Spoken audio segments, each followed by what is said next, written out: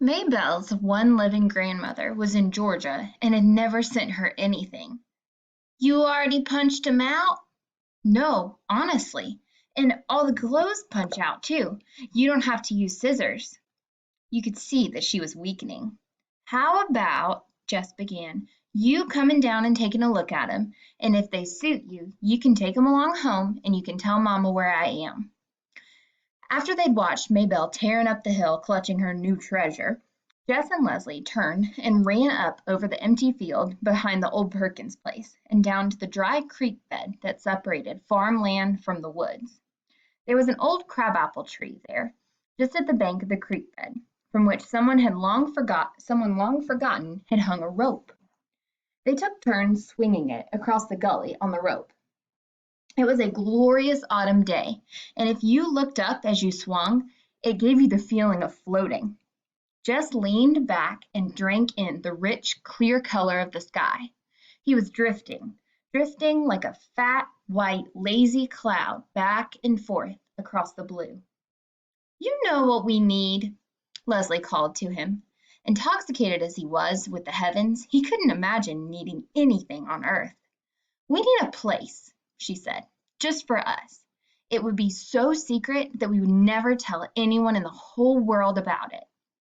Jess came swinging back and dragged his feet to stop. She lowered her voice to almost a whisper. It might be a whole secret country, she continued, and you and I would be the rulers of it. Her words stirred inside of him. He'd like to be the ruler of something, even something that wasn't real. Okay, he said. Where could we have it? Over there in the woods, where nobody would come and mess it up. There were parts of the woods that Jess didn't like. Dark places where it was almost like being underwater, but he didn't say that. I know, she was getting excited. It could be a magic country, kind of like Narnia. And the only way that you can get in is by swinging across on this enchanted rope. Her eyes were bright. She grabbed the rope. Come on, she said. Let's find a place to build our castle stronghold. They'd only gone a few yards into the woods beyond the creek bed when Leslie stopped. How about right here? She said. Sure, Jess agreed quickly, relieved that there was no need to plunge deeper into the woods. He would take her there, of course, for he wasn't such a coward that he would mind a little exploring now and then, farther in among the ever-darkening columns of the tall pines. But as a regular thing, as a permanent place, this was where he would choose to be. Here where the dogwood and the redwood played hide and seek between the oaks and the evergreens, and the sun flung itself in golden streams through the trees to splash warmly at their feet. Sure, he repeated to himself, nodding vigorously. The underbrush was dry and would be easy to clear away. The ground was almost level. This will be a good place to build. Leslie had named their secret land Terabithia, and she loaned Jess all of her books about Narnia, so he would know how things went in a magical kingdom, how the animals and the trees must be protected, and how a ruler must behave. That was the hard part. When Leslie spoke, the words rolling out so regally, you knew that she was a proper queen. He could hardly manage English, much less the poetic language of a king. But he could make stuff. They dragged boards and other materials down from the scrap heap by Miss Bessie's pasture, and they built their castle stronghold in the place that they'd found in the woods. Leslie filled a 3-pound coffee can with crackers and dried fruit and a 1-pound can with strings and nails. They found 5 old Pepsi bottles which they washed and filled with water in case, as Leslie said, of siege. Like God in the Bible, they looked at what they'd made, and they found it very good. You could draw a picture of Terabithia for us to hang in the castle, Leslie had said. I can't. How could he explain in a way that Leslie would understand how he yearned to reach out and capture the quivering life about him, and how when he tried, it slipped past his fingertips, leaving a dry fossil upon the page? I just can't get the poetry of the trees, he said. She nodded and said, Don't worry, you will some day. He believed her because there in the shadowy light of the stronghold, everything seemed possible. Between the two of them, they owned the world, and no enemy, Gary Fulcher or Wanda K. Moore or Janice Avery, or Jess's own fears and insufficiencies, nor any of the foes whom Leslie imagined attacking Terabithia, could ever really defeat them. A few days after they'd finished the castle, Janice Avery fell down in the school bus and yelled that Jess had tripped her as she went past. She made such a fuss that Miss Prentice, the driver, ordered Jess off the bus, and he had to walk 3 miles home. When Jess finally got to Terabithia, Leslie was huddled next to one of the cracks below the roof, trying to get enough light to read. There was a picture on the cover which showed a killer whale attacking a dolphin. "What you doing?" He came in and sat behind her on the ground. "Reading. I had to do something. That girl!"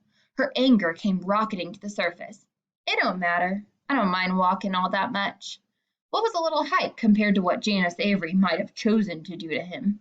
"It's the principle of the thing, Jess. That's what you gotta understand. You have to stop people like that. Otherwise, they turn into tyrants and dictators." He reached over and he took the whale book from her hands, pretending to study the bloody picture on the jacket. "You getting any good ideas?" "What?" "I thought that you was getting some good ideas on how to stop Janice Avery."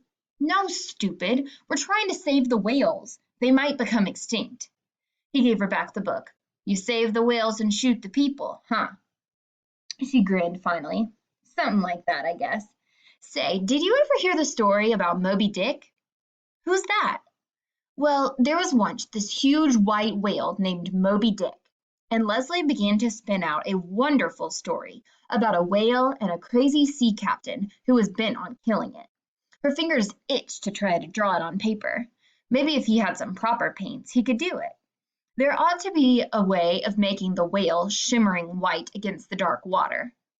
At first, they avoided each other during school hours, but by October, they grew careless about their friendship. Gary Fulcher, like Brenda, took great pleasure in teasing Jess about his girlfriend. But it hardly bothered Jess.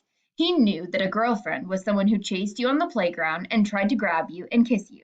And he could no more imagine Leslie chasing a boy than he could imagine Mrs. Double Chin Myers shinnying up the flagpole. Gary Fulcher knew could go to you know where and warm his toes. There was really no free time at school except for recess, and now that there were no races, Jess and Leslie usually looked for a quiet place on the field and they just sat and talked. Except for the magic half hour on Fridays, recess was all that Jess looked forward to at school. Leslie would always come up with something funny that made the long days more bearable.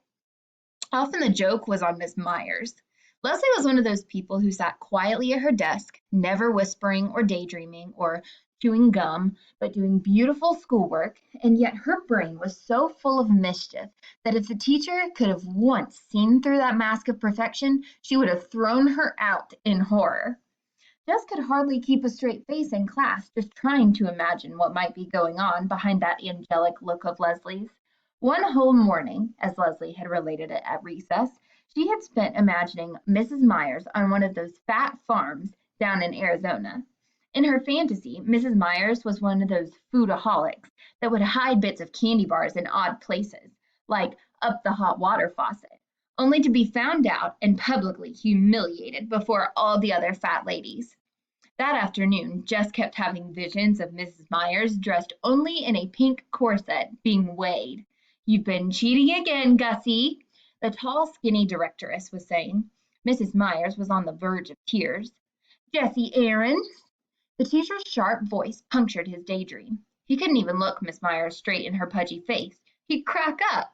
He set his sight on her uneven hemline. "Yes'm." He was going to have to get some coaching from Leslie.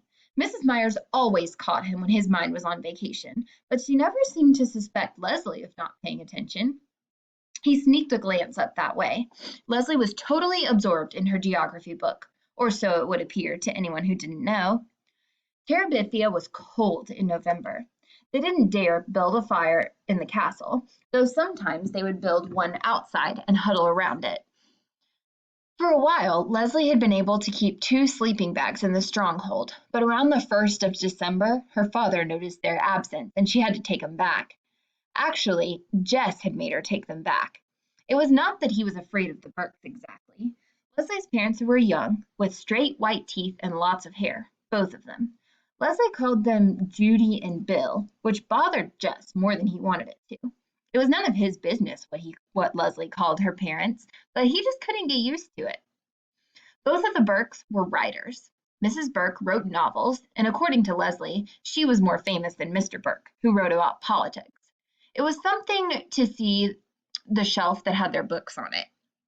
Mrs. Burke was called Judith Hancock on the cover, which threw you at first. But if you looked at the back, there was her picture, looking very young and serious. Mr. Burke was going back and forth to Washington to finish a book he was working on with someone else.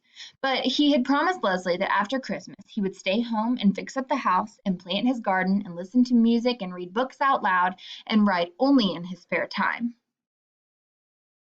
They didn't like the look of they didn't look like Jess's idea of rich, but even he could tell that the jeans they wore had not come off the counter at Newberry's. There was no TV at the Burkes, but there were mountains of records and a stereo set that looked like something off Star Trek. And although their car was small and dusty, it was Italian and looked expensive too. They were always nice to Jess when he went over, but then they would suddenly begin talking about French politics or string quartets, which at first he thought was a square box that was made out of string, or how to save the timber wolves or the redwoods or the singing whales, and he was scared to open his mouth and show once and for all how dumb he was. He wasn't comfortable having Leslie at his house either. Joyce Ann would stare, her index finger pulling down her mouth and making her drool. Brenda and Ellie always managed to make some remark about his girlfriend, and his mother acted stiff and funny just the way she did when she had to go up to school about something. Later, she would refer to Leslie's tacky clothes. Leslie always wore pants, even to school. Her hair was shorter than a boy's, and her parents were hardly more than hippies. Maybelle either tried to push in with him or Leslie, or sulked at being left out. His father had seen Leslie only a few times and had nodded to show her that he'd noticed her, but his mother said that she was sure he was fretting about his only son, that his only son did nothing but play with girls, and they were both worried about what would come because of it. Jess didn't concern himself with what would come because of it. For the first time in his life, he got up every morning with something to look forward to. Leslie was more than his friend. She was his other, more exciting, half. His way to Terabithia and all the worlds beyond. Terabithia was their secret, which was a good thing, for how could Jess have ever explained it to an outsider? Just walking down the hill towards the woods made something warm and liquid steal through his body. The closer he came to the dark creek bed and the crabapple tree rope, the more he could feel the beating of his heart. He grabbed the end of the rope and swung out towards the other bank with a kind of wild exhilaration and landed gently on his feet, taller and stronger and wiser in that mysterious land. Leslie's favorite place, besides the castle stronghold, was the pine forest. There the trees grew so thick at the top that the sunshine was veiled. No low brush or grass could grow in that dim light, so the ground was carpeted with golden needles.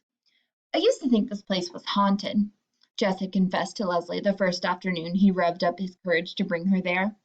Oh, but it is, she said. But you don't have to be scared. It's not haunted with evil things. How do you know? You can just feel it. Listen. At first, he'd only heard the stillness. It was the stillness that had always frightened him before, but this time it was like the moment after Miss Edmonds finished a song, just after the chords hummed down to silence. Leslie was right. They stood there, not moving, not wanting to swish the dry needles beneath their feet to break the spell. Far away from their former world came the cry of geese heading southward. Leslie took a deep breath and said, "This is not an ordinary place. Even the rulers of Terabithia come into it only at times of greatest sorrow or greatest joy. We must strive to keep it sacred. It would not do to disturb the spirits." He nodded, and without speaking, they went back to the creek bank, where they shared together a solemn meal of crackers and dried fruit.